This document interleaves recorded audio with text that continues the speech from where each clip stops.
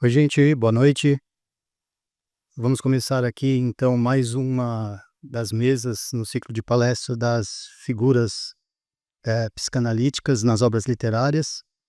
Hoje a gente vai fazer a mesa O Perverso e o Cheiro do Ralo.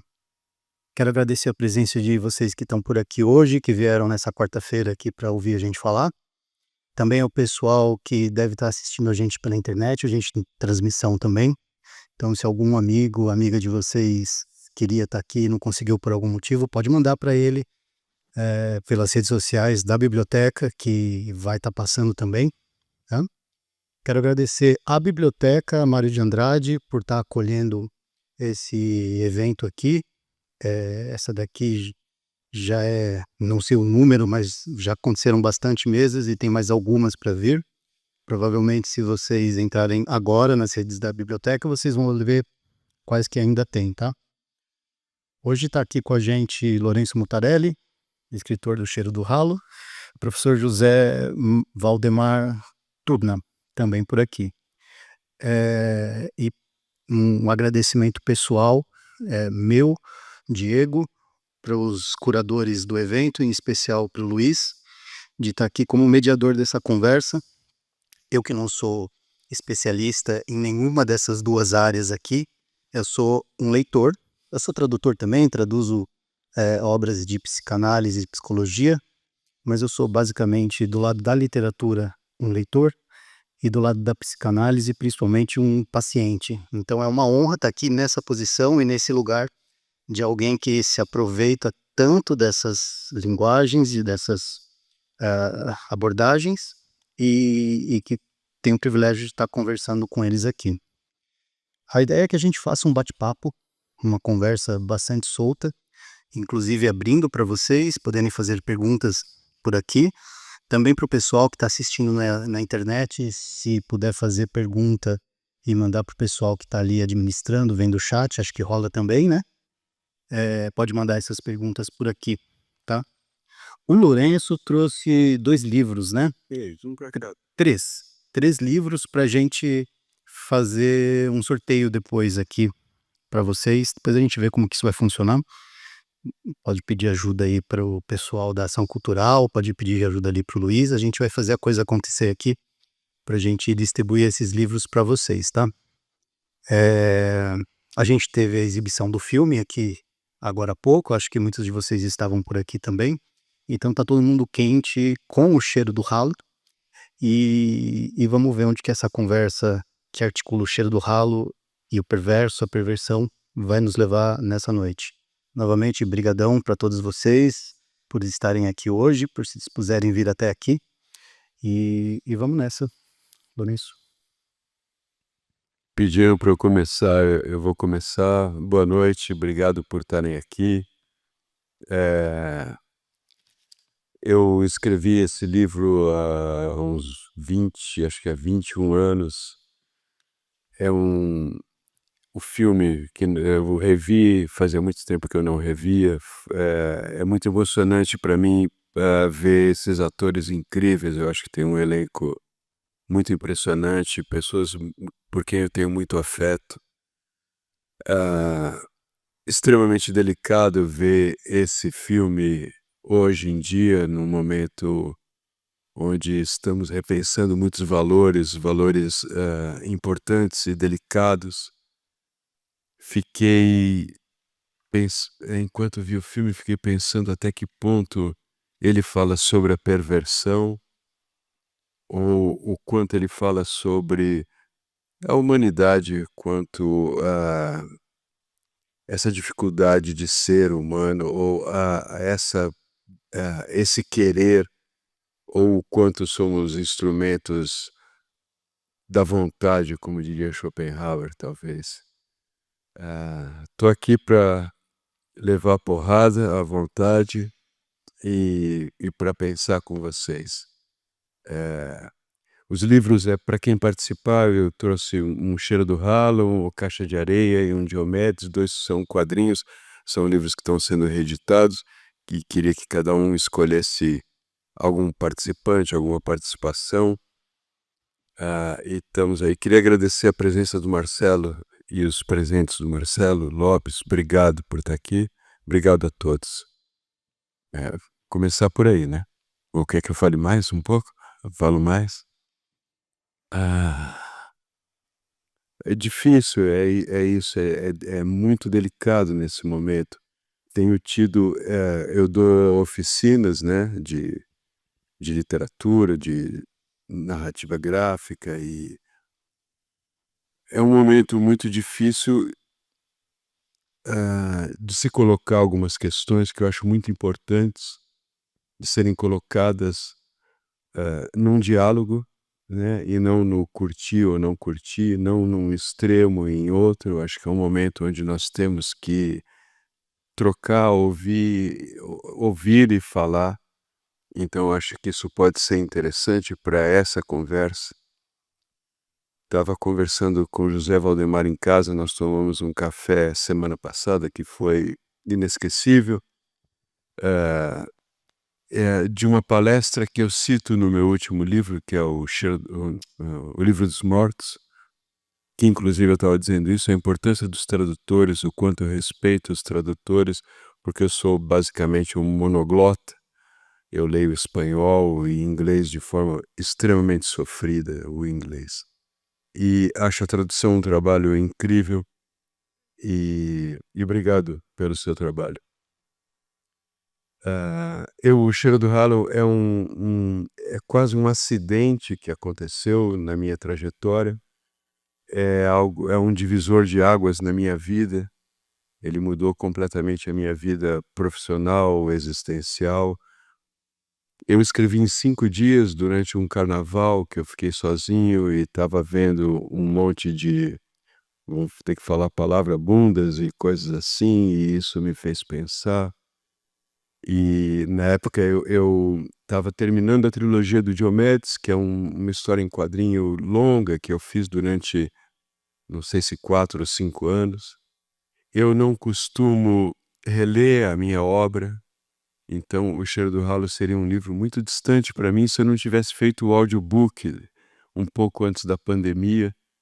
Eu eu gravei, né, é uma proposta da Companhia das Letras, do próprio autor, fazer uma leitura da sua obra e eu reli, então, dessa vez, durante a gravação, era algo que eu não me preparei, não lia antes, eu chegava lá, ia lendo, o livro, ou relendo o livro, depois de muitos anos, então ele não é tão distante, como outros livros são para mim, porque a maioria eu leio quando chega impresso, é um rito que é quase uma despedida, eu pego um uísque e leio ele impresso, e aí é quase uma despedida também dessas obras, dificilmente eu vou reler alguma coisa que eu já fiz. Geralmente eu estou trabalhando em algum outro livro, geralmente eu estou escrevendo, nesse momento eu estou escrevendo um livro muito importante para mim.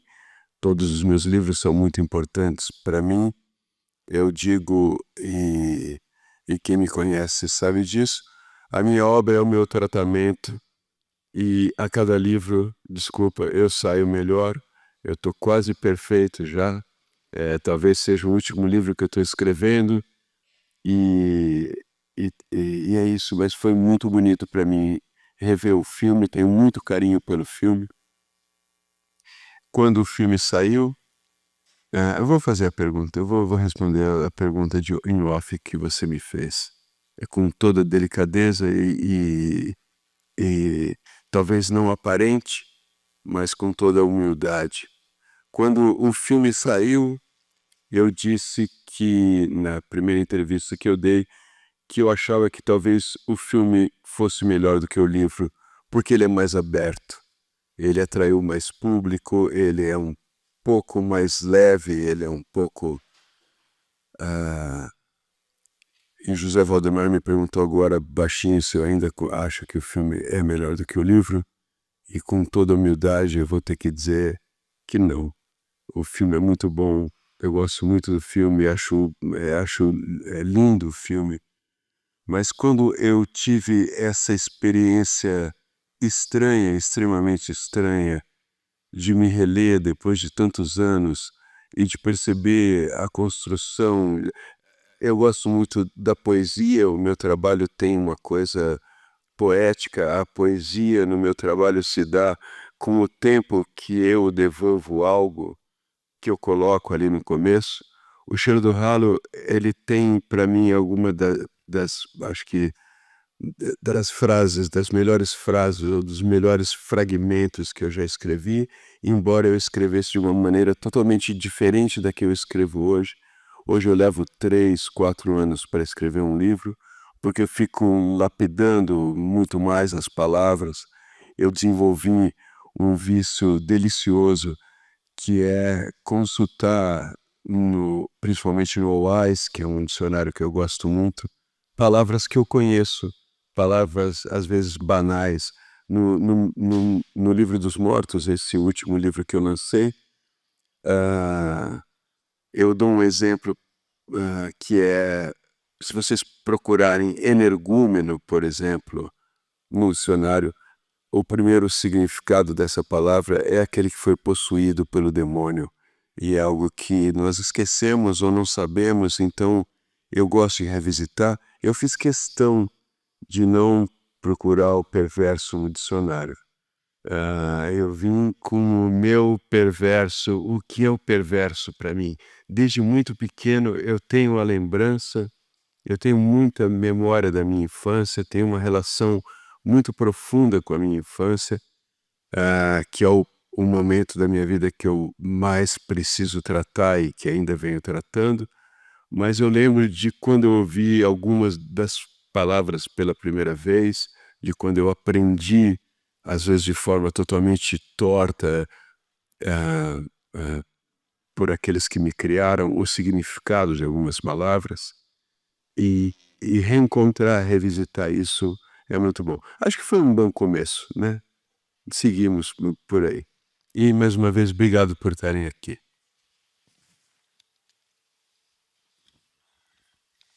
Bom, uma boa noite a todos.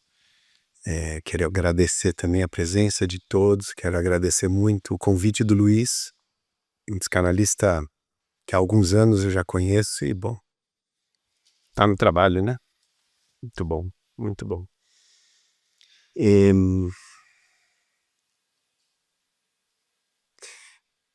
Obviamente eu não quero fazer da minha Fala assim reto para o pessoal da internet nos ouvir. não vou querer fazer da minha fala, óbvio, uma construção chata nem conceitual psicanalítica, que eu acho que não é o caso, acho que não é a proposta desse evento. Mas eu não tenho como me furtar de um trabalho que foi muito profundo e muito importante nestas últimas semanas, que foi não só reler O Cheiro do Ralo, mas assistir o filme, mas principalmente conhecer o Lourenço. Foi incrível isso. E, bom, eu não sei o quanto eu vou frustrar vocês em relação à perversão. Isso vão ser vocês quem vão nos provocar ou se sentir convocados a fazer algumas questões talvez mais incômodas de vocês sobre isso. E estamos abertos justamente para isso, né? Mas eu quero, de fato, falar um pouco sobre o que é o que pode ser, né, isso que Microfone. isso que pode ser ah, aquilo que a gente chama de psicanálise em extensão. Nós temos a psicanálise em intenção, que é mais ou menos a psicanálise que a gente faz no consultório, que o Diego passa como paciente, mas a psicanálise tem essa outra função fundamental, que é que é fazer essa construção a partir de uma leitura do que o mundo nos mostra, como é que a gente lê o mundo, como é que a gente lê um sintoma no mundo, como é que esse mundo nos responde afirmando, refutando, realinhando, reinventando a psicanálise incessantemente. O Cheiro do Ralo é um caso clínico. É um caso clínico maravilhoso. Não só do Lourenço, e isso eu já sabia que ia ficar uma questão complicada, porque falar do Lourenço é falar do personagem. Mas eu sabia que eu ia me complicar porque eu tô com o Lourenço daqui do lado. Então, bom, eu tô com o personagem. Isso é fundamental que vocês saibam. E acho que essa discussão hoje ela tem antes de tudo, a ideia de que essa noite possa se tornar, ou essa discussão possa se tornar a mais escatológica possível. A mais escatológica possível. Sendo que nessa polivalência semântica da escatologia, a escatologia tem a ver, né, com excremento, com fezes, com urina, com os cheiros fétidos. Mas nessa polivalência semântica, a escatologia é uma doutrina, né, uma doutrina das coisas que devem acontecer no fim do mundo. Que deve acontecer no fim do mundo e que geralmente vem com um tom profético, com um tom catastrófico, bom, vai dar merda. Isso que é uma coisa que a gente precisa entender. E essa conversa hoje, ela tá absolutamente recheada de merda, do cu, da bunda, dos cheiros. Sem falar disso, não tem como, não acho que seja possível compreender o que seria a ideia da perversão nesse caso. Freud tem um texto que chama Os Sonhos e o Folclore, Os Sonhos no Folclore, e ele escreve o seguinte: é antiga a relação entre merda e ouro. Segundo Jeremias, há um mito oriental onde o ouro seria a merda do inferno. Aquilo que retoma no filme Estive no Inferno e Lembrei de Você.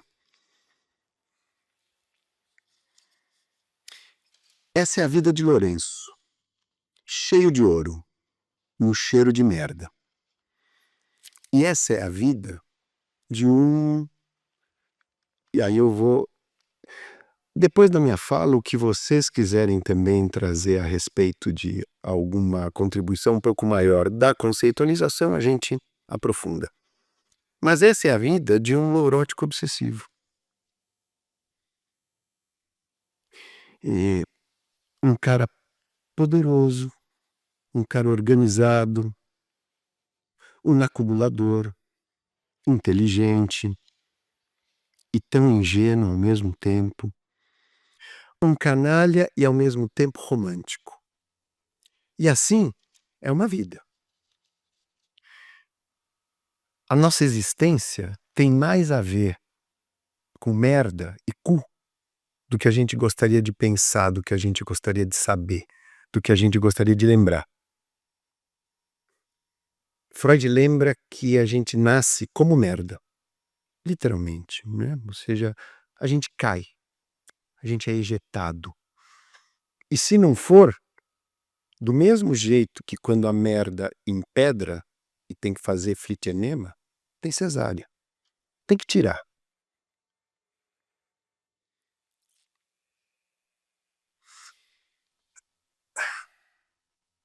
Esse caráter, esse modo de ser, o caráter é um modo de ser para a psicanálise.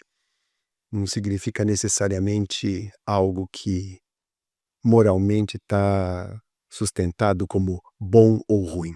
Muito pelo contrário. O caráter é esse modo de ser que, quando a gente fala de um obsessivo, se constrói desde muito cedo. Absolutamente muito cedo. Seria, segundo Freud, e num texto bem complicado, bem complexo, que aliás as más línguas dizem que ele produziu esse texto absolutamente cheirado, seria a segunda estrutura psicopatológica de toda a existência. A primeira seria a histeria. Mas então, o caráter obsessivo, ele se constrói desde cedo e a gente observa essas figuras que são chatas, né? Que adoram acordar cedo, que estão sempre pronto para cagar a regra. É um caráter prático, é um caráter pragmático. E esse ponto é importante, é um caráter econômico. É disso, principalmente, do que se trata a neurose obsessiva, de uma economia. E, aliás, um caráter que se constitui desde muito cedo porque, desde criança, aí algo se decide. A criança se decide desde muito cedo. Vejam, quantas vezes a gente escuta, né, as zonas oral, anal, fálica, genital, e fala, bom, mas o que é isso? Do que se trata essa questão? E claro, no caráter obsessivo, Freud vai ser pontual. Nós temos aí um caráter anal, né? O que é isso? O que é um caráter anal? É que na criança, é na defecação, voltando um pouco, o, o que seria o primeiro momento oral é um momento de absoluta entrega. Entrega ao outro, dependência absoluta. O bebê não tem o que fazer, ele só tem que recolher alguma coisa do que o outro lhe dá. Boca aberta. Fica a boca aberta, esperando, grita, e alguém vai ter que socorrer e oferecer alguma coisa que preenche. Mas tem um segundo momento, que é o momento quando ele começa a sacar que ele faz cocô. E quando ele começa a sacar que ele faz cocô, ele começa a entender que ele tem um poder. Aliás, tem um filme lindo que chama Leolo. Filme antigo. É isso. E é tão bonito porque o pai do Leolo tem uma regra muito importante. Todos os filhos têm que fazer cocô e têm que mostrar. E o Leolo guarda embaixo da banheira um piniquinho com o cocô dele seco. Quando o pai bate e fala, já fez cocô, ele pega e mostra o piniquinho. Esse é o poder de uma criança. Tem duas coisas que a criança pode fazer com o cocô. Ou ela tem uma atitude dócil, na qual ela gentilmente cede o excremento aos pais, faz um sacrifício por esse gesto amoroso aos pais, dedica, não, vou fazer cocô para vocês querem que eu faça cocô? Faço cocô. E a fralda enche, e aquilo que entra sai, e os pais ficam super felizes. Amamos nosso filho. Mas tem um ponto de rebeldia que começa cedo, né? Que, pro horror dos pais, chegam no consultório, meu filho não faz cocô, né? Ele faz cocô, só que ele entrega a hora que ele quer. E isso é um poder. É o primeiro momento onde a criança, de alguma maneira, fala, eu tenho algo aqui que domina a minha economia com vocês. É um poder infantil e que vai, obviamente, além da infância, além da criança, porque esse infantil, ele segue pela vida inteira, né? Aliás, é muito interessante o filme, né?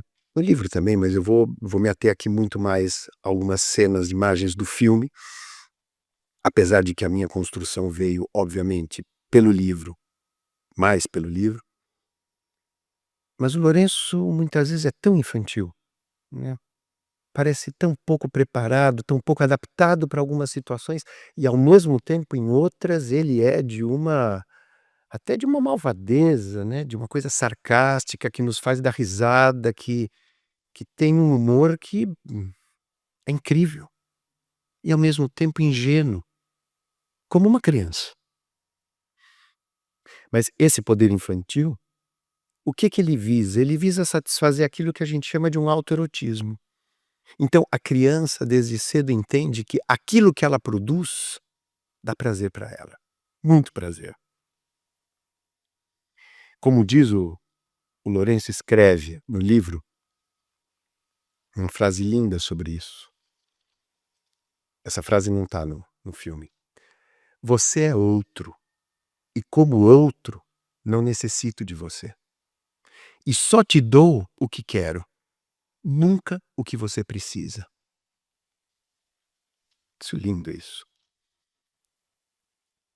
Tudo aquilo que está em meu poder e que vão das fezes ao dinheiro se transforma, nesse modo, numa relação de troca. Só faço negócio se eu tiver no controle. E aí a gente tem uma economia cada vez mais pulsante entre as trocas. Inclusive o negócio amoroso.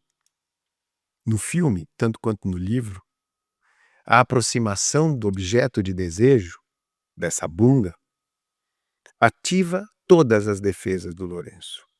Todas as defesas dele. Ele quer esse objeto, mas o que ele precisa fazer para conseguir esse objeto sem que esse objeto o domine? Até porque quando ele debruça no balcão e ela dá uma chamada um pouco mais dura, bom, e aí a gente vai sair? Fudeu. Ferrou. Pô, eu estava querendo que ela fosse coitadinha, que ela fosse sofrida. Eu não queria que ela tivesse nesse controle. Eu queria pagar. Precisa ter o controle de tudo. Que negócio é esse, então? Que negócio é esse que alguém quer fazer comigo sem que eu domine essa situação? Não pode se encontrar do jeito que ela propõe. Tem que ser do jeito dele. Aliás, nesse sentido, não peça para um obsessivo, se ele estiver cagando, para ele ir rápido, por exemplo. Né? Porque tem que ser do jeito dele. A relação do obsessivo com o seu cocô, e cada um de nós aqui na sua obsessividade, principalmente os homens, né? Porque as mulheres é outra história. É rápido. Quando você fala, nossa, mas já foi? Como assim? Você não deu tchau pro teu cocô? Você não olhou? Não... A gente lê bula de remédio, a gente lê do que é feito o shampoo. Leva um tempo essa relação com o cocô. Até dar tchau. Tchau, cocô. Que faz parte, é nossa. Estou propondo que esse obsessivo, que esse neurótico obsessivo funciona na lógica da economia. Na verdade, ele é um doutor economista, né? Ele funciona na lógica de toda economia. A economia funciona na lógica da escassez. Todo economista é um doutor na escassez. Aliás, por isso que os neuróticos obsessivos são tão mesquinhos, muitas vezes tão ávaros, né? Tão mão de vaca. O Lourenço, ele quer recortar a bunda. Ele quer guardar a bunda para si. O Lourenço não quer o que vem junto com a bunda. Dá muito trabalho. Aliás, ele diz, não quero casar com a tua bunda. Eu quero comprá-la para mim. E o que vem junto com a bunda? Talvez uma das duas, obviamente, maiores figuras problemáticas na vida de um obsessivo, que é a mulher. E a mulher a gente pode entender que entra num traço junto com a mãe. Mulher e mãe, pro obsessivo, tá ali, tá junto. Como é que eu faço para tirar essa merda da minha vida? Que é a figura materna. Aliás, Lourenço diz no livro, mulher é tudo igual. Não adianta ser sincero. Daqui a pouco vai querer os convites na gráfica. Casar, vai querer se juntar. Vai querer voltar a ter o controle. Quem é que quer voltar a ter o controle desde o campo da mulher? Desde o campo desse feminino, que não esse resto materno que fica preso dentro dele.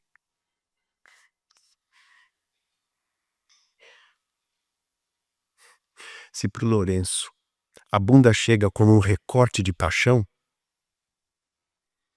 pra garçonete, a mocinha da bunda, isso é uma merda. Óbvio. Porque é uma merda pra toda mulher só ser vista como uma bunda. É uma merda isso. Então, o que ele precisa fazer? Ele precisa inventar um modo de não se perder na sua paixão. Porque apaixonado ele tá louco. A paixão, diferente do amor, enlouquece. É momento de enlouquecimento. Ele materializa, e aí existem algumas figuras absolutamente enigmáticas que no filme não tem, mas no livro é uma figura incrível, que é a figura do vulto. Ele materializa, ele cria, no sentido da invenção, porque não tem nenhum Fiat Lux, não tem uma... Disso que está em volta de toda essa maquinaria, de todos esses objetos que o cercam, ele começa a inventar seu Frankenstein. Ele traz o olhar do pai para a cena. Sem essa consistência mágica, o olho é um amuleto, né? O olho é descrito como amuleto, é visto como um amuleto. Aliás, o pai é o seu amuleto. O amuleto guarda em si forças sobrenaturais, forças sobrenaturais de defesa. Se não fosse assim, como é que ele se protegeria do vulto? Então a gente encontra o olho amuleto, o olho do pai, e que em algum momento qualquer um de nós pode pensar, bom, ele encontra ali o olho do cu, que controla o mundo. De modo totalmente banal, corriqueiro, clínico. Só quem já fez uma cirurgia de hemorroida sabe como o cu controla o mundo. Porque é uma semana depois da cirurgia que você percebe que você respira e lá você se ressente, se você não respirou direito. É impressionante. Depois disso, com o olho em presença, ele pode se permitir sonhar. O Lourenço não sonhava.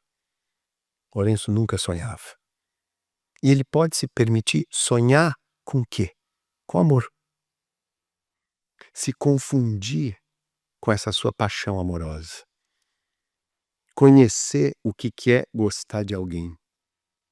Se entregar. E, obviamente, com isso se perder. Se perder, mas também se consertar. Consertar em relação ao quê? Tem aí a chance, a abertura, a possibilidade de consertar o seu desejo em relação ao outro.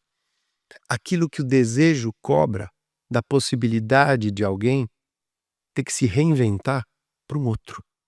Porque é isso que o amor pede. Uma reinvenção. Se, e aí só pode estar no futuro do pretérito, se ele conseguiria, a gente não sabe. Ele até trouxe a mocinha mais para perto. Chamou ela, não, vem cá, fica aqui, fica a secretária aqui. Ia dar errado nesse sentido, ia dar errado isso daí. Mas ele trouxe para trabalhar com ele, pensando que ele podia trazer ela para trabalhar para ele. Bom, quando a gente olha a cara da mocinha ali no atendimento, a gente entende que algumas mulheres poderão, de fato, se constituir como objetos possíveis para esses homens. Mas a gente não sabe. O que está em jogo com esse neurótico obsessivo é o consentimento à merda que ele faz com seus clientes no seu ambiente de trabalho. Ali ele faz merda. O seu poder, o seu controle foram totalmente abalados por essa concessão amorosa que ele fez à sua vida, de trazer esse objeto perturbador para o seu desejo. conseguir a bunda, achando que a aquisição desse objeto contemplaria aquilo que o desejo necessita, se mostrou uma decepção. E aí, o obsessivo tem um problema entre aquilo que ele compreende que seria o desejo e aquilo que de fato ele gostaria, que é a posse. Conseguir a bunda foi uma terrível decepção. Ele diz no livro: o que eu buscava era só a busca. Era só buscar. Quando se alcança, não tem mais desejo. Só o cansaço. Só o vazio. Nessa bunda eu não creio mais. É lindo. Porque, e talvez isso agora converse um pouco com o que o Lourenço acabou de trazer.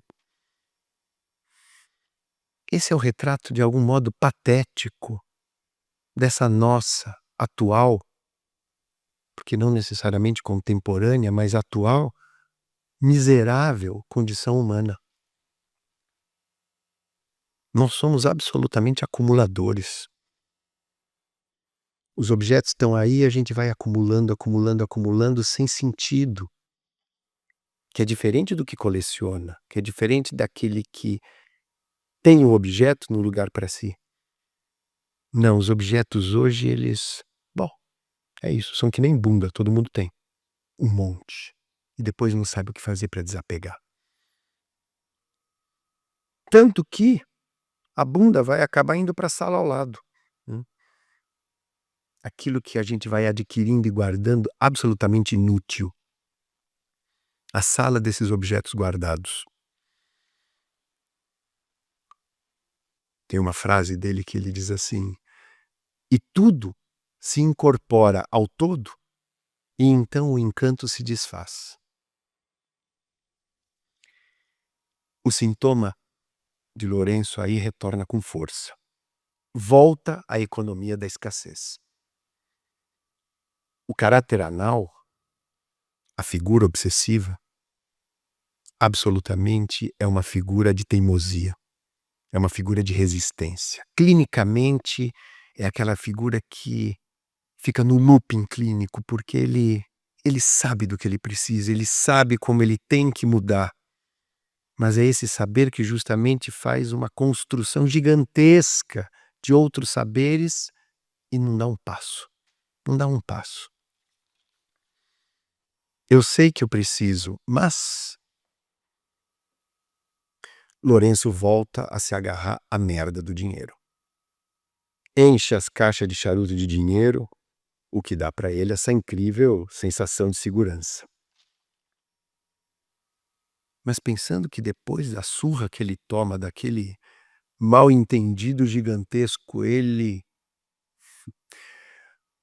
tirando as forças do ralo, a nóia aparece, faz aquele estardalhaço, ele toma aquela... quase morre ali pelo público, pela clientela.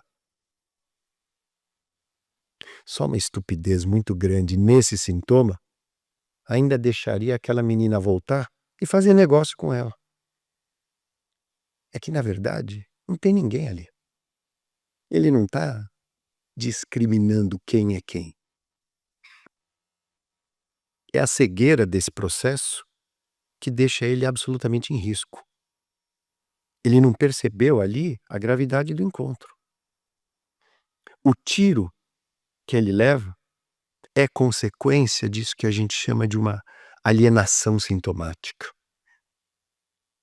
É incrível como o obsessivo pode ser muito inteligente, mas diferente da esperteza, ele ao mesmo tempo é completamente burro. E aí tem a morte.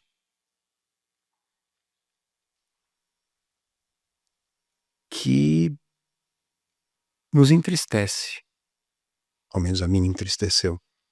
Tanto no filme, mas no livro é mais pungente esse momento.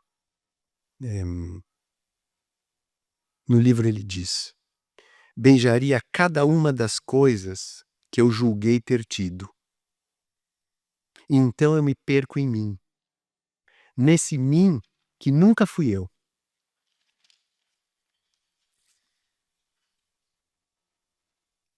A gente espera que quando um obsessivo passa a se questionar, desde esse pronome oblíquo mim, que ele possa construir aí o tempo necessário a esses cuidados que o mim necessita. O amor tem seu tempo. Para o outro, para si. Lourenço diz no final: e então, tudo que não existe surge para a vida, enquanto o que existe se apaga para a morte. Eu não quero ir, eu queria ficar. Para mim esse é o triste fim de Lourenço. Pena que uma análise não chegou antes. A princípio é isso. Bom,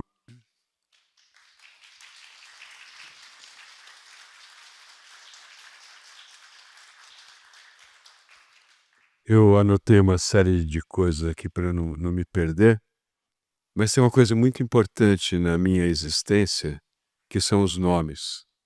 Lourenço Mutarelli não sou eu. Lourenço Mutarelli era o meu pai. Eu levei muito tempo para encontrar o meu verdadeiro nome. E ele é impronunciável. Quando eu encontrei o meu nome, é algo que eu guardo para mim. É uma forma de eu poder me acessar, de eu poder me chamar. Eu vou contar uma história que eu falo sempre na minha segunda aula, que é uma história um pouco boba, que eu amava melancia quando era criança. E eu amava sexta-feira porque eu odiava escola. Eu estudava em colégio de padre, depois estudei em colégio de freira, me desculpe, mas eu odeio religiões também, eu odeio profundamente as religiões. E teve uma sexta-feira que era feriado. Eu não tive aula e minha mãe trouxe melancia. E eu ia assistir sessão da tarde comendo melancia. Isso para mim era uma... Só que era uma sexta-feira santa e passou o filme desse tal de Jesus.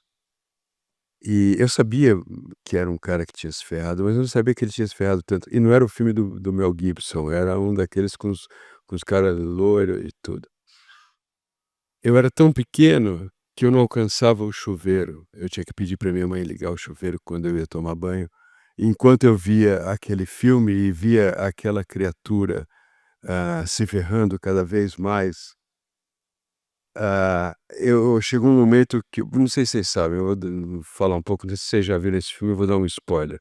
É um cara que ele é chicoteado, ele tem que carregar a própria cruz, depois eles levam lá a cruz, tem um cara que é obrigado a ajudar, aí eles botam a cruz, ele levanta a cruz e pregam ele nas mãos e nos pés, aí colocam uma coroa, coroam ele com uma coroa de espinhos, aí quando ele tá lá em cima, enfiam uma lança aqui, e aí eu queria que ele fosse o Rambo, eu queria que ele fale: agora vai", e aí ele olha e fala assim: "Pai, perdoai-vos, pois eles não sabem o que fazem". Aquilo me deu um nó tão apertado, que eu pedi para minha mãe: "Por favor, mãe, eu preciso tomar banho", porque eu não podia chorar, porque eu era homem, né, no meu tempo os homens não podiam chorar, nem podiam rir muito também, porque isso era coisa, eu estava escrevendo esse dia, chamava mariquinhas. Acho que essa palavra não tem tanto problema hoje em dia, né. Eu era meio mariquinhas, porque eu era um homem que não me identificava com o universo dos homens.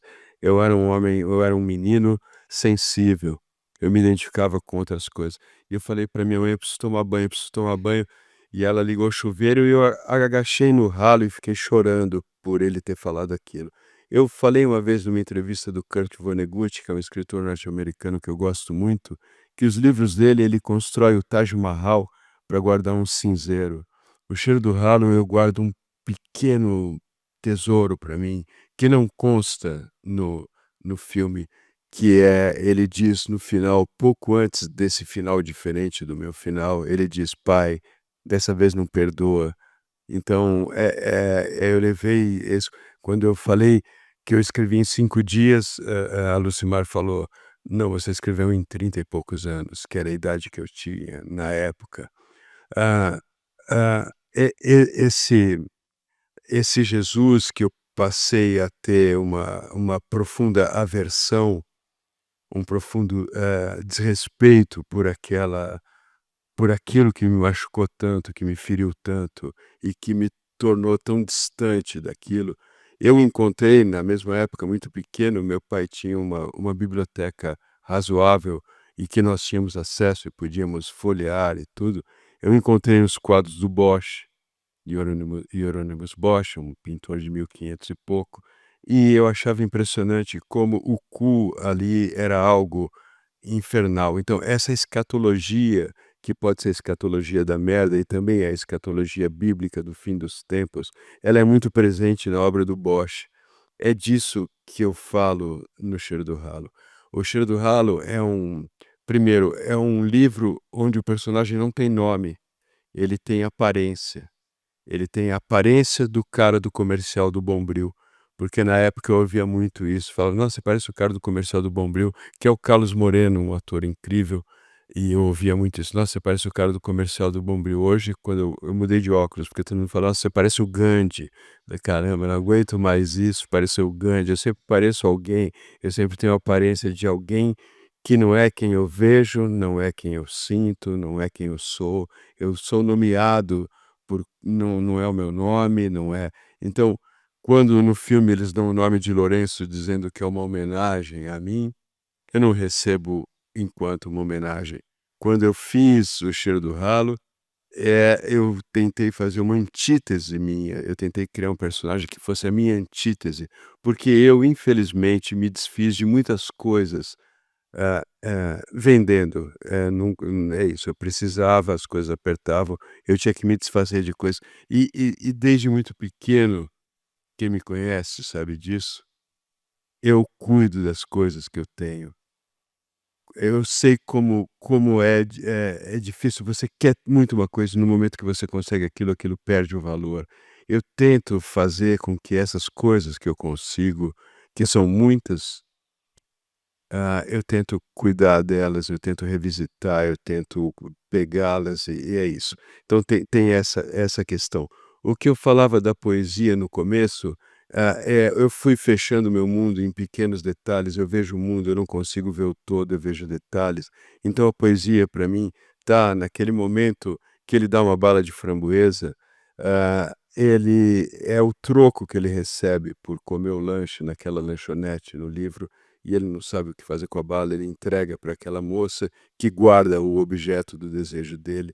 E no fim do livro, eu posso ler um trechinho que na verdade é música, eu falo, o último capítulo do Cheiro do Ralo para mim, ele é música. Eu vou tentar ler aqui. Vou tentar ser rápido. Que são complementos que talvez fizessem muita diferença. Eu precisaria ler um outro antes, mas vou rápido, vou ler aquele que eu tinha, eu esqueci de mandar o áudio daquele. Eu vou ler um trechinho rápido que complementa ali, né, e eu preciso também no final lembrar de dizer uma outra coisa, tem mais um monte de outras coisas que eu anotei, vou tentar não me perder.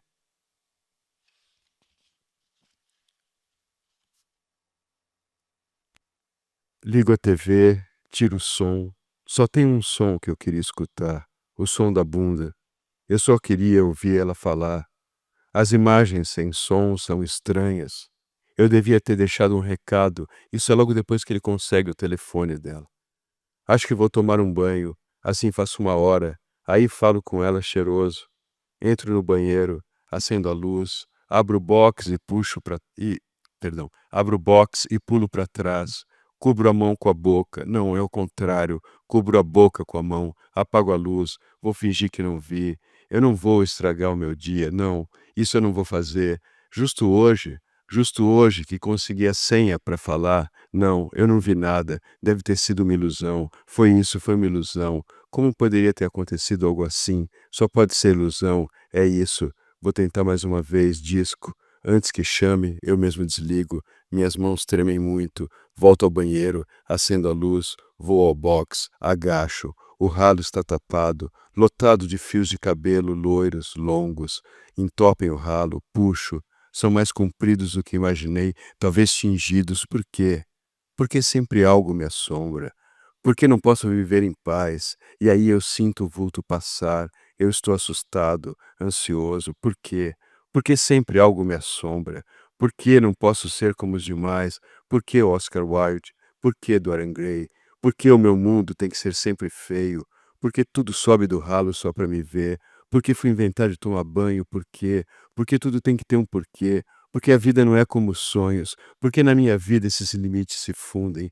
Por que não fica uma coisa em cada lugar, o que é sonho no sonho e o demais no demais? Por que tudo se mistura? Por que tudo se funde mesmo quando tomo os remédios? Por que o louco sempre tem que ser eu?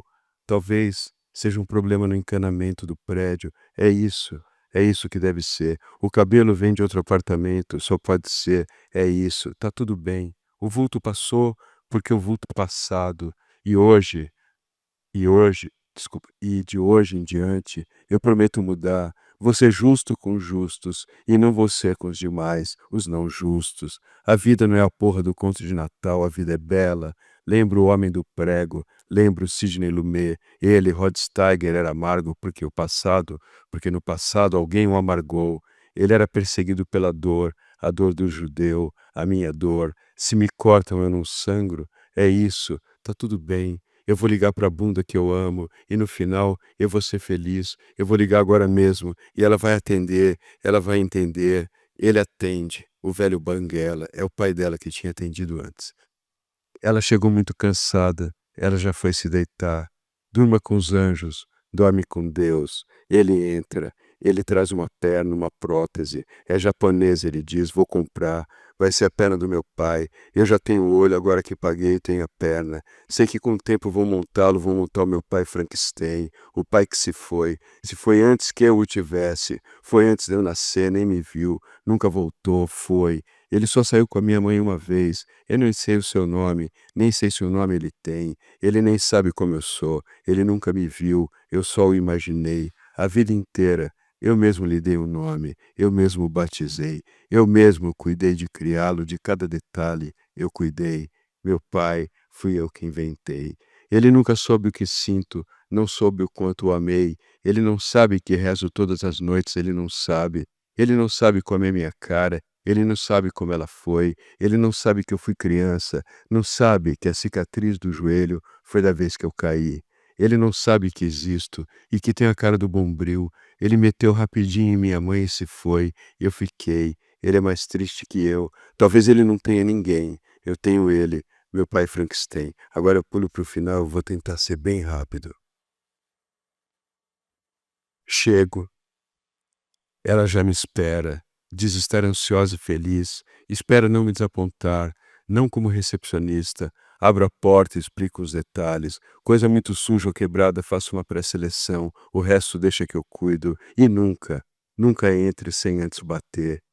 Ela nem desconfia que esse seu cargo é provisório, coisa para menos de um mês, então mando ela embora, e talvez ela vá e carregue consigo um filho, e um dia esse filho tente me reconstruir, sem saber o meu nome. Talvez ele me ame, talvez ele nunca saiba que eu não amo ninguém. Talvez sua herança seja o cheiro do ralo. Hoje é ela quem framboesa me dá.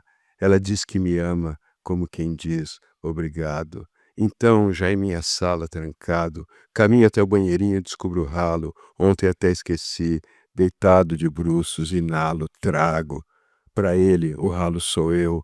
Observo atento o buraco. Nessa pose relembro o Narciso que Caravaggio pintou. Só que não há o reflexo, só o escuro que sou.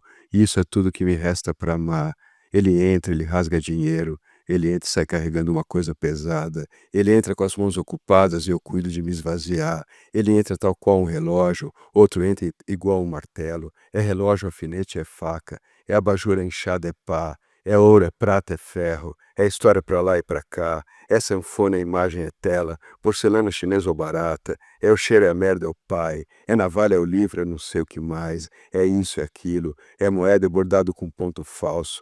é autorretrato, é baixo relevo, é por grama, é por quilo, é tesouro, é o diabo, é guarda-chuva, é sombrinha, é tudo, é nada, é utensílio de cozinha ou de quarto, é madeira, é de pinha, é de lei, é a vida, é dura, é fato, é verdade, é mentira, é boato, é cabide, é bidê, é o fim do caminho, é pau, é pedra, é farinha, é pó, é talco, é o senhor, é você, é obrigado, é coisa nenhuma, é o caralho a quatro, é de novo, é outra vez, é um ciclo, é compasso, é chinelo, é sapato, é sandália, é pescador, é mercador, é engraxate, é tintureiro, é vagabundo, é óculos de tartaruga, é pé de pato, é coisa nova, é coisa velha, é semi-usado, é charuto cubano, é o vazio da caixa, é uma cena, é um filme, é um ato, é grifo, é garfo, é maciço, é oco, é elástico, é borracha, é plástico, é o pé do coelho, é a boca do sapo, é um jogo, é só a partida, é o azar, é a sorte, é a porta que bate, ela entra, ela treme. Bom, aí vai,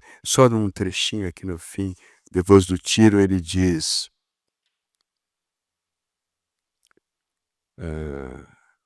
tem um buraco no teto depois que ele leva o tiro, tem um buraco no teto, tem um furo em mim, é uma dor grave. Quando encosto o queixo no peito eu vejo o paletó que se tinge de mim, meu coração agora bate para fora, espalhando meu sangue por tudo, bate fora do peito, e aí eu ouço um novo boom, o cheiro do ralo.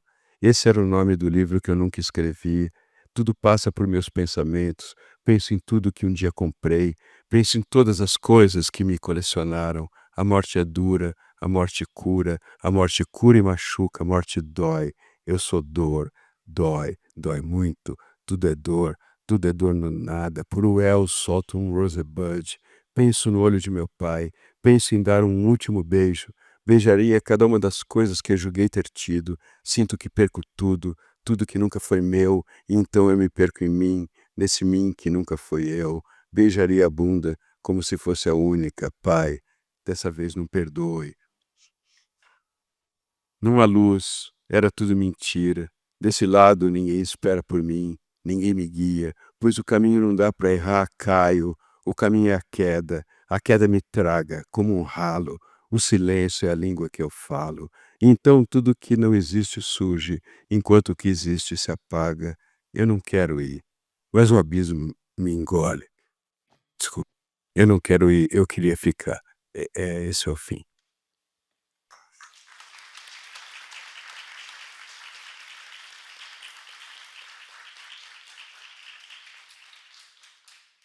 Você falou que esse final é música, né? Eu não tinha percebido lendo o livro, porque a gente vai lendo não em voz alta, mas parece a métrica do Poema Sujo, do Fernando Goulart, do Ferreira Goulart, né. Eu acho que a gente já pode abrir para perguntas, mas se a plateia me permitir, eu queria fazer a primeira, que é uma que está me coçando já há bastante tempo, e eu acabei tendo um gancho na sua primeira fala, Lourenço, quando você diz que, revendo o filme e tendo relido o livro, você vê e fala: "Acho que o livro é melhor". Hoje eu acho. Hoje você Desculpa por isso. Eu vou falar para você que eu também tenho essa mesma impressão. E isso é muito fácil, né, para quem é leitor, é quase um clichê a gente fala: "Não, mas o livro é melhor", porque muitas vezes por melhor que seja o filme, parece que ele não chegou lá, parece que ele não pegou alguma coisa que só o livro traz, e uma das coisas que só o livro traz é aquilo que ele constrói na nossa cabeça, e quando a gente vai lá e vê o filme, o diretor, o que quer que seja, construiu de uma outra forma e aquilo dá uma magoada na gente, né. Eh, e eu tive essa antipatia pelo filme na primeira cena, que é a cena do close na bunda. O personagem sem nome e que no filme tem nome, ele é bastante explícito no começo do livro, que ele vai falar daquela bunda, e ele fala que é uma bunda farta, é uma bunda quase disforme. E quando eu fui assistir o livro, e eu estava esperando essa bunda farta, eu estava esperando essa bunda quase disforme, que sei lá, se fosse numa sala IMAX, imagina, né, aquela coisa desse tamanho. E seria a bunda que está no filme, para hoje seria aquilo que a gente chama de uma bunda padrão. Então eu fiquei um pouco decepcionado com aquela bunda. E eu queria saber de vocês 2, do Lourenço, o autor, e do professor psicanalista, eh, o que que se passa na cabeça do Lourenço, do livro, que foi uma bunda farta, quase disforme. E aí, para fazer um link com o tema do que a gente está conversando aqui de perversão, me corrija se eu estiver errado, por favor, mas a perversão praticamente pressupõe uma norma. Então, o que se passa na cabeça dele que foi uma bunda anormal no livro, que desestabiliza uma vida que a gente pressupõe lendo o livro, que até então estava indo quase bem, e que no limite leva ele até a morte. Por que essa bunda farta e quase disforme e não uma bunda padrão como a do livro? Que ótimo. Eu queria pedir desculpa, eu não tinha visto que tinha alguém tra fazendo a tradução em Libra, porque você estava na frente. Perdoe a velocidade, desculpa, eu não tinha te visto, me desculpa. Tem uma coisa muito importante, no livro ele não sonha. Eu também preciso falar, eu li Freud, li muito Freud, eu amava Freud quando eu era um menino, depois eu passei a gostar mais do Jung, eu fiz 10 anos de psicanálise freudiana, nos últimos anos 3 sessões por semana. Eu venho de uma família com graves problemas mentais, sempre foi algo que me fascinou, sempre foi algo que eu procurei buscar e estudar. Eu vinha das histórias em quadrinhos, as minhas histórias envolviam imagem. Quando eu pensei nessa bunda, eu queria que cada leitor tivesse a sua ideal imaginária, que fosse particular. Eu vendi, os direitos para o filme, e o filme, eu adoro o filme, tenho muito carinho, foi muito importante para mim, mas é isso, o filme é a imagem, e essa bunda determina, ela destrói a bunda particular de cada um, ela destrói o desejo ou a deformidade, ou seja, o tamanho, porque quando ele descreve ela é quase gigantesca, ela não é aquilo, né, mas eu vendi porque eu preciso de dinheiro, porque eu preciso de trabalho e porque o filme é dele, o livro é meu, são essas coisas, mas tinha isso para mim. Foi a primeira vez que eu quis escrever uma história sem imagem, porque tem muitas das coisas que eu queria que viessem justamente dessa imagem que nós formamos através da palavra, ou através da música, ou através disso. Ah, não sei se eu respondi. O que passa na cabeça dele. O que passa quando você vê algo maior do que o seu desejo, quando você vê algo maior do que você podia querer, quando eu sempre me eduquei a não querer, mas às vezes você vê coisas muito maiores do que você podia supor, né, e é isso é importante. No livro ele não sonha, no filme ele sonha. Eu acho que isso faz uma grande diferença. Eu tomei medicação por 28 anos, a medicação inibe a lembrança dos sonhos. É muito raro eu lembrar de um sonho. O sonho é algo muito precioso para mim quando eu lembro de um pequeno fragmento. Geralmente eu não lembro dos sonhos. Eu tinha um caderno que eram sonhos inventados. Eu inventava sonhos porque eu precisava ter essa relação que eu acho que nós conversamos em casa. Eu acho que os sonhos não devem ser interpretados de forma alguma, né. Eu não sei se eu acredito em inconsciente também, mas, os sonhos são uma linguagem entre o eu e o mim. Os sonhos são uma linguagem entre uma coisa interna e uma coisa que vem da aparência, e nós podemos falar muito sobre a aparência. Eu acho que esse livro trata muito sobre isso, e nós vivemos muito esse momento.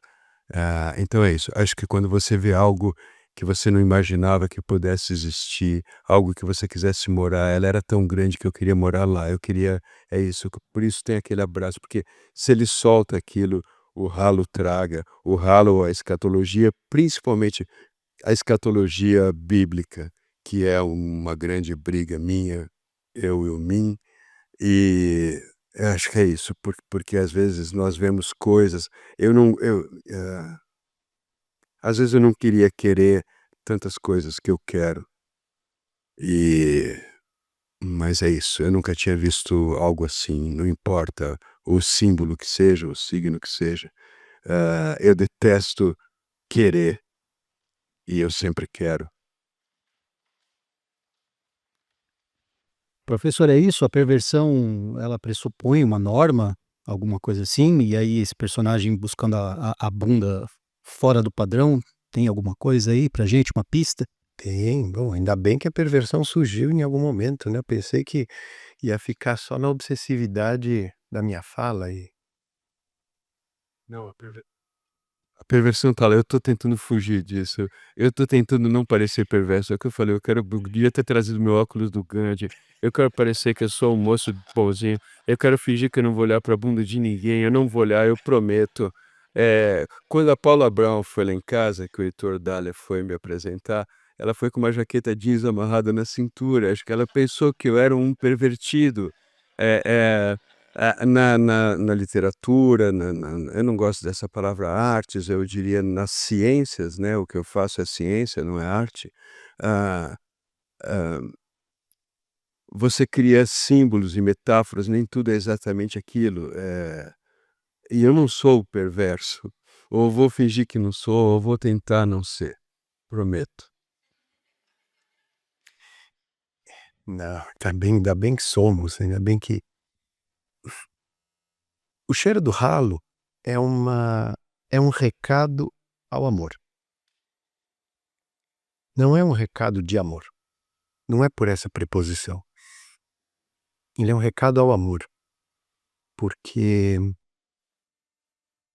o próprio termo perversidade, perversão, ele ficou muito infelizmente ficou muito mal situado na cultura, porque ele conduz diretamente àquilo que é a situação da maldade, aquilo do que o outro impõe a uma pessoa que não tem escolha, né, que seria impor um sofrimento àquele que não pode escolher, àquele que não tem decisão, aquele que fica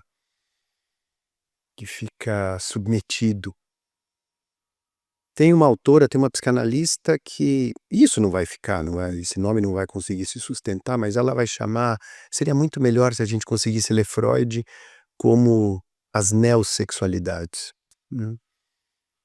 Porque a bunda é um fetiche, e é o fetiche de cada um.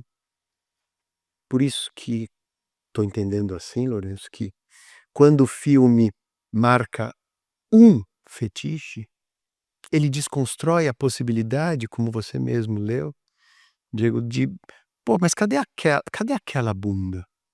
Cadê aquela que era a bunda fetichizada, de importância fundamental, erótica no sentido mais arcaico do termo, ou seja, aquilo que faz ligação, aquilo que me faz ter uma ligação com a possibilidade do amor.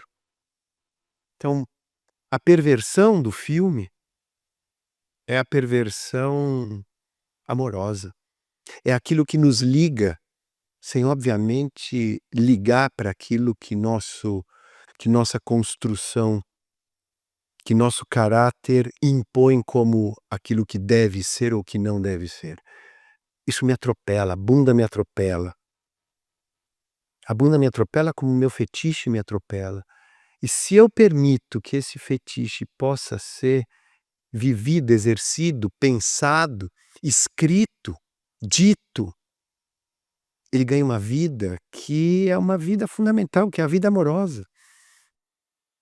O Lourenço tem personagem.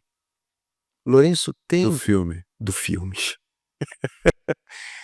Ele tem esse caminho lindo que é aberto por esse,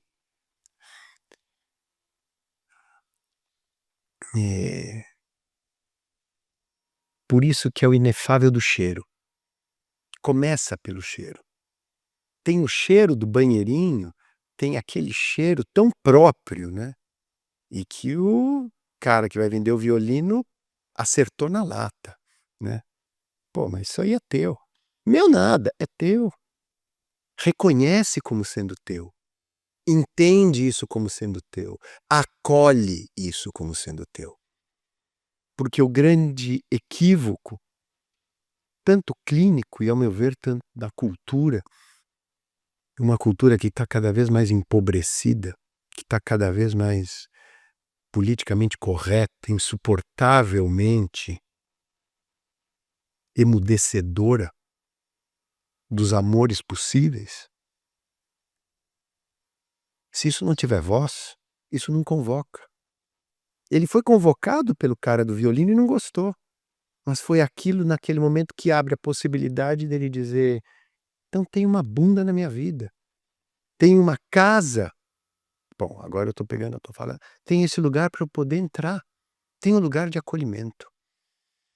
Isso do amor eu acho muito importante. Tem essa questão do cheiro, que é essa sociedade que nós vivemos, onde, primeiro, até hoje se faz exame de fezes, né, é uma forma, os chineses fazem isso, é uma coisa milenar de você entender a sua saúde. Se você olhar para a sua merda, você vai saber como você está de saúde, você vai entender um pouco da sua saúde. Mas ninguém fala disso, ninguém faz isso, mas ele faz, ele sabe que ele faz.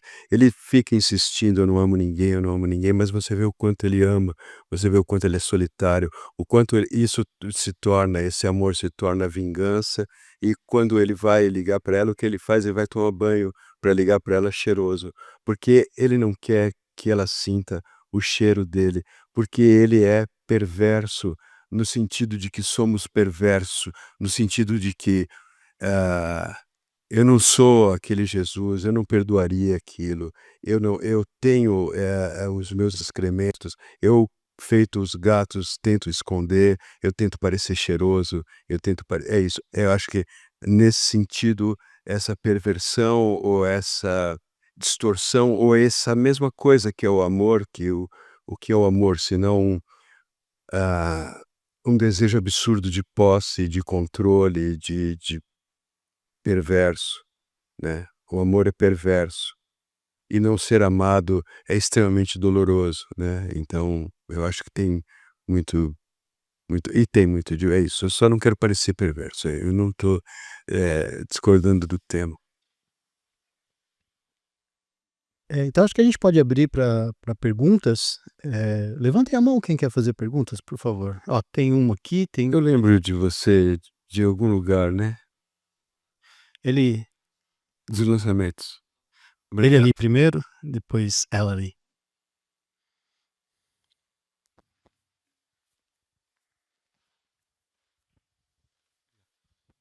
Boa noite.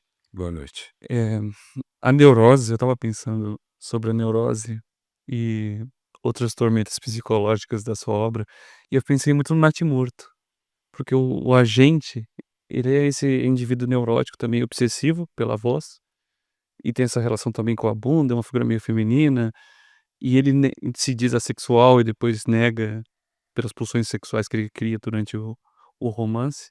E aí também fiquei pensando numa alegoria, uma analogia com o Pompeu do último livro, que diferente dessas personagens que são neuróticas, ele aceita a situação que o Mauro o coloca quando ele conta a história da gótica. Então eu fiquei pensando sobre essa correlação sexual que sempre é colocada às personagens. Mas a minha pergunta é, eu acho que o romance tem uma coisa que o filme não tem, que é silêncio. E você sempre fala que não conseguiu o silêncio pela literatura, só pelo quadrinho. Você acha que ainda não atingiu o silêncio? Não, eu não atingi o silêncio que eu quero ainda, é uma busca que eu acho que eu nunca vou atingir. Queria muito conseguir o silêncio na literatura. Eu tento, mas eu acho que eu não alcanço. Ah, essa questão da sexualidade, a patologia nos meus personagens, todos os meus livros eu dava um diagnóstico quando eu começava. Eles têm um quadro que eu escolhia. Não venho fazendo mais isso. Assim como não venho me tratando clinicamente há muito tempo também, faço a minha autoanálise. É isso, é minha ciência que eu venho fazendo. Eu tenho como acho é isso, eu tenho uma luta pelo não querer. Eu queria não querer, assim como eu queria calar ou conseguir expressar o silêncio. São buscas, existenciais que acho que se refletem no meu trabalho muito, assim. O Pompeu, ele ele volta no meu livro que eu estou escrevendo agora um pouquinho. O Pompeu é um personagem do meu último livro, do Livro dos Mortos.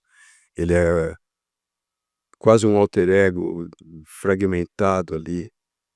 Hum, Ele também não consegue, porque ele quer e ele é submisso, porque é o trabalho dele exige aquela submissão, aquela sujeição.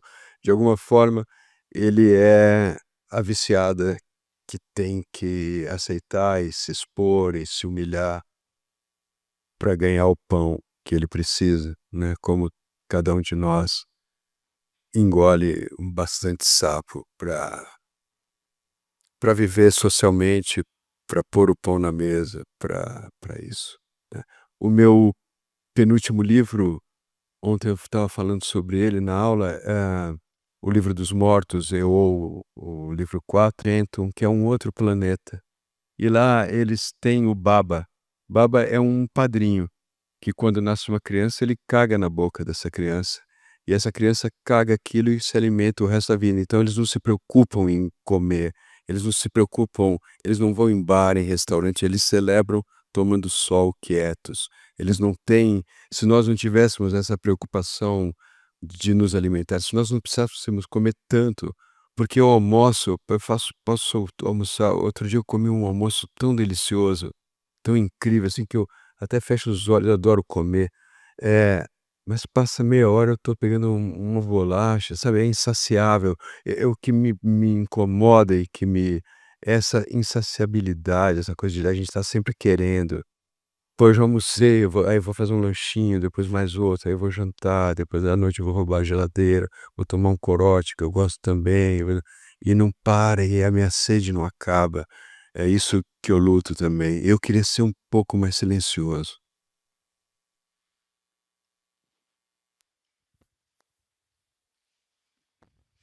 Oi. Quando o José Valdemar falava a respeito do personagem e descrevia o personagem, você fazia sua sobrancelha meio que se juntava. Aí eu fiquei me perguntando: será que ele concorda? Quando ele escreveu um livro, ele pensava nesse personagem como ele está ouvindo sendo descrito agora? Eu sempre digo que o livro é meu enquanto eu escrevo. Quando ele é lido, ele é de quem lê. Esse franzir da testa é uma coisa que eu me arrependo muito, porque uma vez eu li em algum livro uma expressão que dizia como chama isso, esse franzir, esse meio W que faz. É quase involuntário, é uma forma que é quase um detector de mentira. Não, eu fico pensando tudo isso, eu fico pensando também naquele menino de 30 e poucos anos que escreveu esse livro, nas questões que ele estava vivendo. A minha escrita não é racional, eu escrevo de forma totalmente intuitiva, eu sou quase um observador daquilo que vou captando. No intervalo, quando eu paro de escrever, quando eu estou em trânsito, quando eu estou, é aí que vem a razão, eu vou tentar ajustar, aí eu sou racional, né. Eu não sei, eu não tenho controle, esse personagem não é mais meu, eu sou um instrumento dessa obra, eu não sou mais o autor. Eu sou só um instrumento e eu fico pensando também, tentando entender e tentando principalmente provar que eu não sou um cara perverso. Não, eu tô brincando, eu sei, eu tô brincando. Eu conheço bastante o nosso lado escuro, eu amo o nosso lado escuro. Eu tô só brincando aqui também, não posso perder a piada. Eu brinco muito, tem muito humor no meu trabalho e às vezes as pessoas não percebem. Hoje eu fiquei surpreso como só eu e a Lucimar ríamos, e a Concha. Pouca gente ria e eu acho tão engraçado, claro, é duro e tudo, mas eu acho tão engraçado, eu acho que tem tanto humor no filme, no livro e na minha fala, no meu discurso também. Mais perguntas? Aqui, mais alguma? Por enquanto só ela. Boa noite. Você falou que não queria querer tanto assim, né? E o personagem fala que ele queria ficar um pouco mais e tal. Mas a minha pergunta é mais relacionada, assim, à necessidade. Eu acho que às vezes a gente confunde o querer com a necessidade. Até mesmo o exemplo que você deu da comida, a gente come um almoço maravilhoso, daqui a pouco quer comer mais alguma coisa. Eu acho que às vezes não é só o querer, é a necessidade. E aí eu queria saber dessa relação, do querer e necessidade para o personagem. Porque ao meu ver, às vezes não era que ele queria, ele tinha necessidade de, sei lá, da bunda, de humilhar alguém, de ser perverso, e por aí vai. Acho que é diferente, não sei. Eu queria te agradecer, eu acho que é isso, eu acho que o meu grande problema é esse, eu não sei se o que eu quero, se eu necessito, se é necessidade ou querer. Talvez essa seja a grande questão, eu não saber discernir entre isso. Acho que eu não sei, acho que eu misturo. É importante dizer, eu vivo um momento extremamente delicado e bonito da minha existência, né. Eu há 100 e poucos dias, eu tive há 2 anos em 25 de novembro de 2020, eu tive 2 paradas cardíacas, né. Tinha 3 artérias entupidas, passei por 3 angioplastias, tenho 5 stents, não cabe mais stent no meu coração, e há 100 e poucos dias eu soube que 70% do meu coração está necrosado. Ah, eu vivo o meu fim, e é lindo isso, e eu não queria ir, eu queria ficar. Mas é lindo também ir sabendo que você está indo. E a outra vez eu tive mais 3 anos para continuar não querendo, para continuar errando, para continuar não quero acertar, eu não vim aqui para consertar nada. Eu vim aqui para entender a minha passagem, eu tento entender a minha passagem.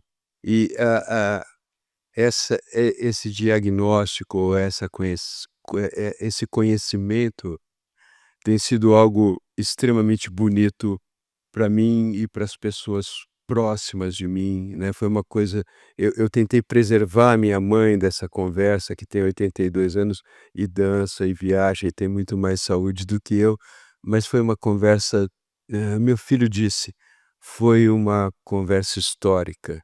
É lindo. Eu peço desculpa também por estar tão emotivo, eu falo, quando, eu da onde eu estou é permitido ser piegas e cafona e tudo isso, eu estou sendo isso, estou permitindo ser isso, estou cada vez tentando eu sempre vivi o agora, eu sempre estive aqui, mas eu estou mais agora, e eu estou vendo muita beleza num mundo tão feio, com tanta feiura e tudo, eu estou selecionando, escolhendo olhar para as coisas mais bonitas, assim, e eu não quero saber das coisas que me ferem, que me atingem, eu não quero saber de um monte de coisa, por mais que me digam que talvez eu esteja me alienando, eu estou me alienando, eu estou me despedindo.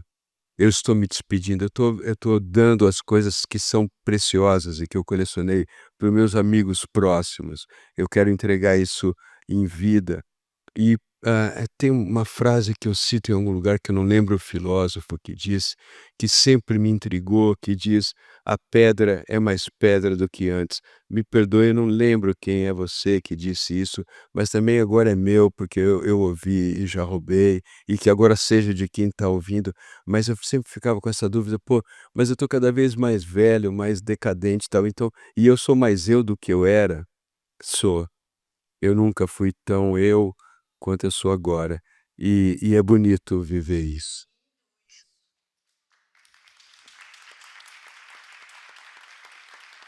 Obrigado.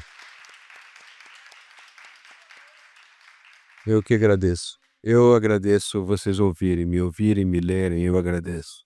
Obrigado. Acho que a gente tem espaço para mais uma pergunta, se tiver por aqui. Olha, então no fim das contas deu certinho, 3 pessoas fizeram pergunta, temos 3 livros, os 3 livros para as 3 pessoas. Podem escolher, cada um pega um aí, o que não tiver. Tem um Cheiro do Ralo, um Caixa de Areia, os outros são quadrinhos. A Caixa de Areia e o Diomedes, que são outras histórias. Que é sempre a mesma, no fim, eu falo isso. Eu estou sempre contando a mesma história. Eu fico impressionado como Transubstanciação, que é o meu primeiro álbum, ele é idêntico ao meu penúltimo livro, O Livro dos Mortos, porque eu vou terminar o livro que eu estou escrevendo, eu não quero deixar um livro inacabado, eu vou terminar, e eu não vou com pressa, eu vou ter que viver mais, porque eu vou terminar ele do jeito que eu quero, eu não quero um livro inacabado. Mas ele é o mesmo em círculos diferentes de um mesmo inferno cada vez maior, e Eu acho que é isso, é sempre a mesma história.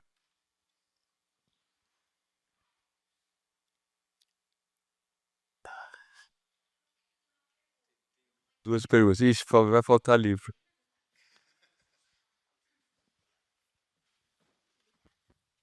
Boa noite, gente. Vendo o filme, teve uma parte que me intrigou bastante, né, que era uma hora onde, uma das personagens chega até ele e fala assim: "Você não tem rosto, se tirar a máscara, terá um enorme vazio". E eu achei interessante que na hora da leitura do livro, isso também apareceu de uma forma diferente, né. Na hora que ele faz menção à obra do Caravaggio, do Narciso, e quando ele olha o reflexo, ele não tem reflexo, né, é uma escuridão. Essa parte ficou para mim em relação a o qual seria a relação disso, não sei se com a perversão ou se com a neurose obsessiva, né, se há uma relação. Eh, e aí, assim, sem querer me estender muito, mas eu não li, né, mas eu lembrei aqui do Bataille e do livro que ele tem que é A História do Olho, enfim, é algo assim do tipo. E eu achei interessante porque na história do Bataille, ele tem uma vivência com o pai muito sofrida, né, o pai dele tem aí diversas questões, enfim. E o personagem do filme também, né, que ele não conheceu o pai e ele tem essa figura do pai de uma forma imaginária e que ele vai montando ele como se fosse um espantalho, né, vai costurando ele ali, com alguns objetos, enfim. E aí ficou isso para mim também, se existe uma correlação que a gente possa tirar disso, né, sem pensar, assim, numa análise selvagem e tal, mas se há algo, né, de mais intrínseco nessa relação da figura paterna, né, eh da neurose obsessiva versus a perversão e também o vazio, né, que aparece. Bom, primeiro eu vou falar quanto à aparência, quando eu vejo alguma foto, eu não me olho muito no espelho, não preciso pentear o cabelo, tem essas coisas, talvez por isso eu não me olhe tanto.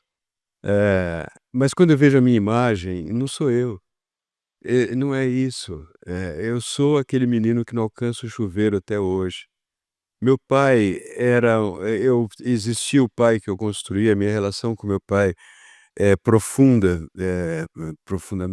profundamente difícil, e tinha um pai que eu construí e que eu vim tratando. Eu falo tanto, pai é tão presente na minha obra que uma vez o Luiz Schwartz pediu para o meu editor falar: "Fala para ele parar de falar no pai dele". Aí, e como eu sou também, sei lá, rebelde e punk, eu tenho um livro meu que eu não falei de pai, e aí uma hora um personagem fala para o outro: "Você seu editor não gosta que você fale de pai nos seus livros, né?" Ele falou: "Ah, não gosta." Falou: "E você falou de pai nesse livro?" "Não, não falei nenhuma vez." No meu último livro eu conto quantas vezes eu falei pai e quantas vezes eu falei mãe, mas no meu último livro, o Livro dos Mortos, eu consegui curar 2 coisas: a gótica, que é um amor que tinha me deixado em 1986, e eu sarei depois de todos esses anos. E meu pai, ele está se desfazendo, ele agora é um fantasma. E agora eu tenho algumas outras questões para lidar, que acho que tem mais a ver com o meu filho, que acho que eu falei muito pouco do meu filho, que embora esse livro tenha sido dedicado a ele, eu esqueci, na segunda edição não saiu a dedicatória. Eu acho que eu tô olhando muito mais para trás agora, tem isso, mas são questões muito fundamentais isso. E eu não me reconheço na minha aparência, eu não me reconheço no meu nome, eu não me reconheço nessas coisas que de alguma maneira me representam, mas eu me reconheço e me trato nesse silêncio, porque de alguma forma no Livro dos Mortos eu falo isso. O livro é uma eu tenho minha última gata morreu, eu tive vários gatos, né, e ela era do clube de leitura comigo, toda noite eu deitava, ela deitava comigo, eu ficava lendo, e eu ficava pensando: "Putz, esse tiozinho aí, ele pega essa caixa aí, ele abre e fica olhando para ela, e não tem nada ali, e não tem barulho", então talvez o silêncio seja isso também, o silêncio seja ah, que eu quando eu não sou lido, eu só existo, meus personagens só existem quando alguém abre essa caixinha e dá vida a eles, senão, aí eles talvez sejam silenciosos, né. Tinha mais uma pergunta ali. Eu quero falar em alguma coisa então sobre essa pai está presente em toda estrutura, e não só como paterno, mas enquanto função. Porque o paterno pode ser realizado porque o paterno pode ser realizado por quem produz uma simpatia pelo filial. A função do pai, ela exige um crime. Ela exige um crime e, ao mesmo tempo, ela exige um regozijo. Freud constrói um mito onde que não tem nada a ver com uma questão sociológica, antropológica ou o que for. Freud vai dizer no banquete de um parricídio, onde ninguém fica de fora, nenhum dos filhos ficam de fora e o pai é morto. O pai sendo morto, ele tem que ser pranteado.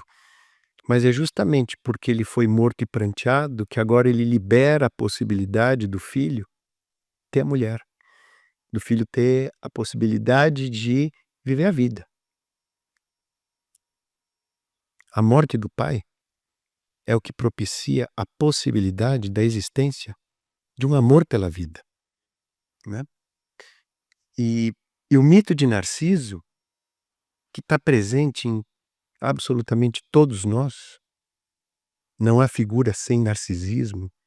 Claro, hoje tem uma questão mais corrente, né? A figura é mais narcísica, menos narcísica. Tá bom, a gente entende que tem alguma questão sobre a vaidade, sobre alguma coisa que se coloca de modo mais imperioso. E talvez o Lourenço ainda possa falar um pouco mais da leitura dele do mito de Narciso, que é lindo, né? Mas eu só vou falar da primeira. Narciso era esse Deus maravilhoso, né? Onde todos os seres vivos, absolutamente todos, ficavam encantados, apaixonados, tomados por aquela figura. Só que Narciso nunca tinha se visto. Então, quando ele se debruça e olha para aquela imagem, e ele se joga no lago, ele não se joga para se ter. Ele se joga atrás daquilo que ele não sabia que ele tinha. Não sabia o que era dele. O narcisismo é isso, que de algum modo entra também na tua questão entre o que a gente deseja e o que a gente necessita. A gente não para de mexer a boca, aliás, essa coisa linda do filme, né, que como é o nome dela, né? Eu fiquei pensando: eu tô querendo achar o nome, porque alguém vai ter que fazer essa leitura labial para entender como é o nome dela, que junta o pai, a mãe e algum artista, né, quer dizer, aqueles nomes que a gente acha tão engraçados, às vezes divertidos, mas que é isso. O que se precisa, o que se deseja. Como é que isso, por exemplo, na anoréxica, que rejeita comer tudo, se faz um imperativo daquilo que ela tanto quer, né? E como é que, e aí pensando em opostos, né, como no obeso mórbido que não para, quem assistiu A Baleia, por exemplo, fica tomado por essa coisa, nossa, que insuportável, o cara não para e não para. Qual é a necessidade, né? A necessidade está no fundo do lago. A necessidade eu vou atrás e eu vou me afogar por ela. É o pai que dá um limite, é o pai que dá um corte, é o pai que diz: chega, né? Para. Lacan, psicanalista, vai chamar a perversão como a perversão, uma outra versão do pai. Mas não é sem pai, porque quando a gente assiste o filme, principalmente, na leitura do livro eu não senti assim, talvez isso alguém possa corroborar ou não, mas no livro, no filme, se você assiste, você fala: meu, esse cara parece que tá num delírio, o cara parece louco, né? Ele tá louco, mas ele não é um psicótico, porque Os psicóticos não necessariamente enlouquecem, qualquer estrutura enlouquece, mas ele enlouquece. Fala com o olho e bota o olho e a gente se diverte, quer dizer, bom, eu estava rindo muito no filme, pode ter certeza. Não é de hoje. E no livro, então, eu recomendo muito, porque mas o pai é o que dá essa medida de proteção à outra figura, que é a figura da mãe, que é dessa necessidade oral insuportável. Bom, Eu vou falar um pouquinho do mito de Narciso. Não perde a pergunta, nota que é rapidinho, porque o meu livro, O Filho Mais Velho de Deus, que é um livro meio de meninos, é um livro meio da molecagem entre os meninos, é um livro, mas que tem um ser reptiliano que vem de Astrum Argentum e tem uma personagem feminina que eu acho que é a minha primeira personagem, embora ela seja de outro planeta, onde existe o amor que olha nos olhos, no mesmo, não olha para cima nem para baixo, sabe? Olha nos olhos. Ela tenta, no planeta de onde ela vem, Astrum Argentum, quando você diz cadeira, todos lá imaginam a mesma cadeira. E ela queria traduzir uns poemas para cá, para esse mundo terreno, e ela fica muito frustrada que quando ela fala cadeira, cada um imagina uma cadeira de acordo com o seu repertório, com a sua, e ela fica muito frustrada. E um personagem que vem no penúltimo capítulo, eu estava gravando isso ontem para um disco do Manu Maltês, que é um músico maravilhoso, que nós vamos fazer uma parceria, e eu leio o último capítulo. Ele fala que o mito de Narciso foi roubado deles, que eles contaram há muito tempo aqui e plagiaram. O verdadeiro mito de Narciso fala sobre os homens, sobre os seres humanos, né, a humanidade, que é o seguinte: um cara se aproxima de um lago, que ele sabe que é o lago da sabedoria. E ele sabe que a sabedoria está no fundo desse lago, e ele tem a chance de se aproximar. E quando ele olha para o lago, para olhar para a profundidade e ter a profundidade, de repente ele vê o reflexo dele e penteia o cabelo e vai embora.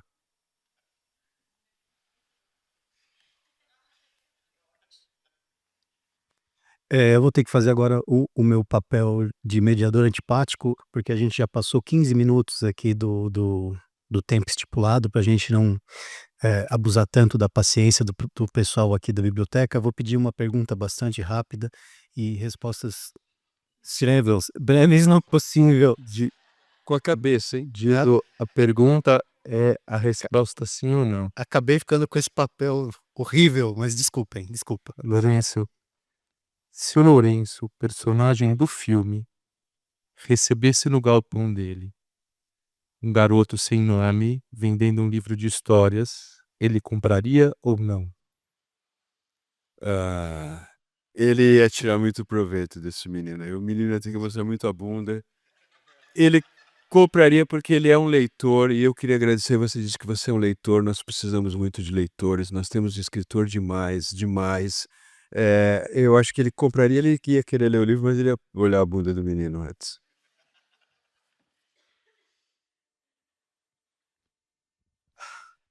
Bom, gente, então eu quero agradecer novamente todos vocês que vieram para esse dia aqui tão privilegiado de ouvir essa conversa que emocionou a gente bastante, que em alguns momentos fez a gente dar nossas risadas também. Obrigado demais. Agradecer à Biblioteca Mário de Andrade também por receber não só essa mesa, mas as demais de todo esse ciclo, especialmente na figura do pessoal que está aqui apoiando a gente com a transmissão, com os microfones, com a técnica. Só do Silas, que eu sei o nome. Silas, obrigado, e aos demais também. Agradecer o pessoal que estava na internet também vendo a gente. Novamente, nesse dia, eu estou me sentindo privilegiado de ter participado dessa conversa, de ter só estado aqui. Ao Luiz, na figura dos curadores desse evento também, muito obrigado por ter proporcionado isso pra gente, e em especial ao Valdemar e ao Lourenço, obrigado por terem dado isso pra gente. Obrigado.